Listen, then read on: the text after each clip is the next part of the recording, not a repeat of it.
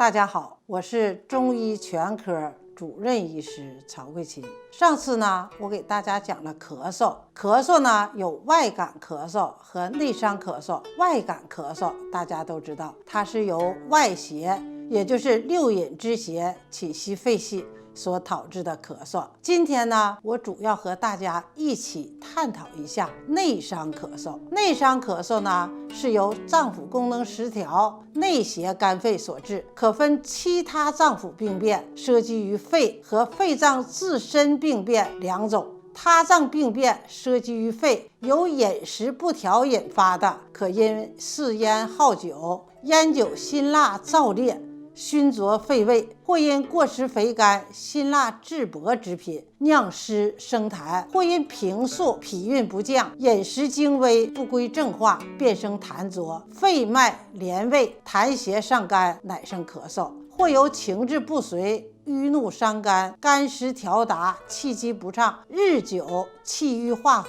因肝脉不协而上注于肺，故气火循经犯肺，发为咳嗽。肺脏自身病变的，常因肺系疾病、迁延不愈、阴伤气耗，肺的主气功能失调，以致肺不能速降，肺气上逆，发为咳嗽。内伤咳嗽的病理因素主要为痰与火，痰火可忽为因果，痰可郁而化火，火也能炼液，灼伤津液为痰。比如肝火犯肺的，可见气火炼液成痰，灼伤肺菌；痰湿犯肺的，多因湿困中焦，水谷不化精微，上疏以养肺，反而呢俱生痰浊，上干于肺。久则肺脾气虚，气不化均，更易滋生痰浊。脾胃生痰之源，肺胃储痰之气是有一定道理的，甚至病及于肾，以致肺虚不能主气，肾虚不能纳气，由咳而致喘。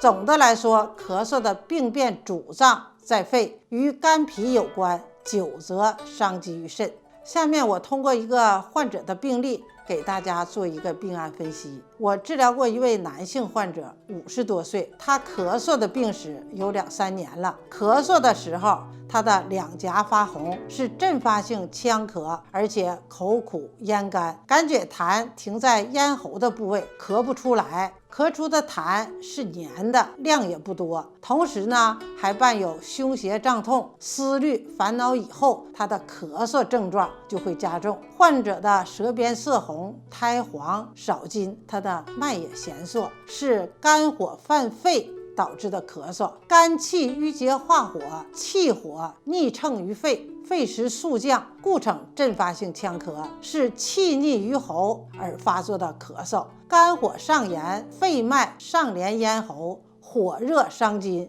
因此呢，咳嗽的时候面部色红，口苦咽干，有痰难咳。胁部为肝脉循行的区域，所以呢，患者会有胸胁胀痛的症状。舌边红、苔红少津，脉弦缩，为肝旺肺热、津伤之象。用清热泻火、运肺化痰的方法治疗。临床上，不论是外感咳嗽还是内伤咳嗽的患者，要注意气候的变化和饮食起居的调摄，如防寒、戒烟酒，适当的参加体力劳动和体育锻炼，以增强体质，提高机体的适应力和抗病能力，并在咳嗽的缓解期坚守缓则治其本的原则，以补虚固本，以图达到治根的目的。上述我所讲的治疗思路都是因人而异的，具体的症状还要具体的分析。本期的内容我就给大家分享到这儿，我们下期再见。